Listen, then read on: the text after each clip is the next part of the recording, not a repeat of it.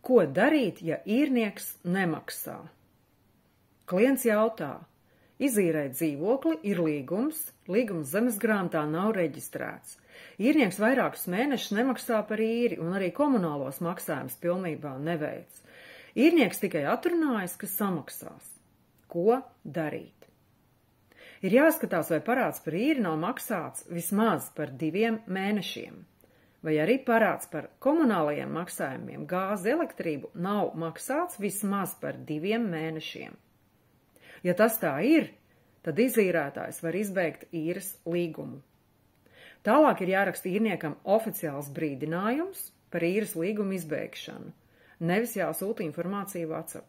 Brīdinājumā jādod īrniekam laiks 1 mēnesis no brīdinājuma saņemšanas dienas telpu atbrīvošanai. Ja īrnieks telpas neatbrīvo līdz brīdinājumā norādītiem termiņam, tad izīrētājiem tālāk jāvēršas tiesā.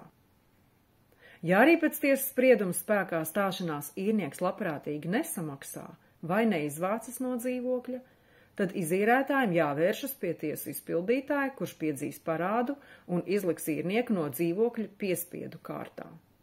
Rakstiet komentārā, vai esat saskārušies ar šādu situāciju, kā tādā gadījumā rīkojāties un kāds bija rezultāts.